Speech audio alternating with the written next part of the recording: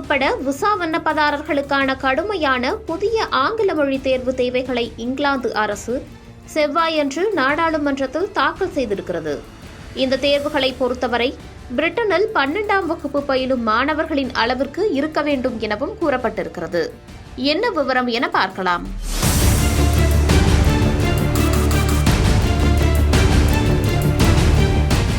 தங்கள் நாட்டிற்குள் அதிகரித்து வரும் குடியேற்ற அளவை முறைப்படுத்துவதற்கான நடவடிக்கையின் ஒரு பகுதியாக இந்தியா உட்பட விசா விண்ணப்பதாரர்களுக்கான புதிய முறையை கொண்டுவர பிரிட்டன் முடிவு செய்துள்ளது. அந்த வகையில் விசா விண்ணப்பதாரர்களுக்கான புதிய ஆங்கில மொழி தேர்வு தேவைகளை இங்கிலாந்து அரசு செவ்வாயன்று நாடாளுமன்றத்தில் தாக்கல் செய்தது. புதிய செக்யூர் இங்கிலீஷ் லாங்குவேஜ் டெஸ்டை பொறுத்தவரை உள்துறை அலுவலகத்தால் அங்கீகரிக்கப்பட்ட அமைப்பால் நடத்தப்படும். இதன் முடிவுகள் ஜனவரி 8, 2026 முதல் அனைத்து திறமையான தொழிலாளர்களுக்கும் அடுத்தடுத்த விசா விண்ணப்ப செயல்முறையின் ஒரு பகுதியாக சரிபார்க்கப்படும். ஒரு விண்ணப்பதாரரின் ஆங்கிலம் பேசுதல், கேட்டல், வாசித்தல் மற்றும் எழுதுதல் ஆகியவற்றின் தரநிலை நிலை B2 என குறிப்பிடப்படும். இது A நிலை அல்லது வகுப்பு 12க்கு சமமாக இருக்க வேண்டும்.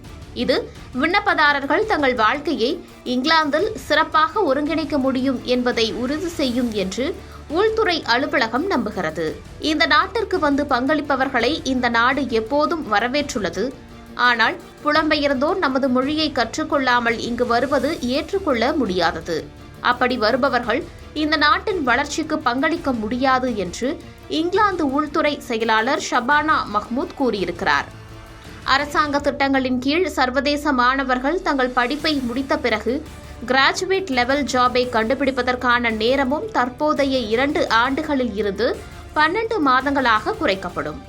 ஜனவரி 1, 2027 முதல் பட்டதாரி மாணவர்கள் 12 மாதங்கள் மட்டுமே இங்கிலாந்தில் தங்க முடியும் என்பதும் குறிப்பிடத்தக்கது.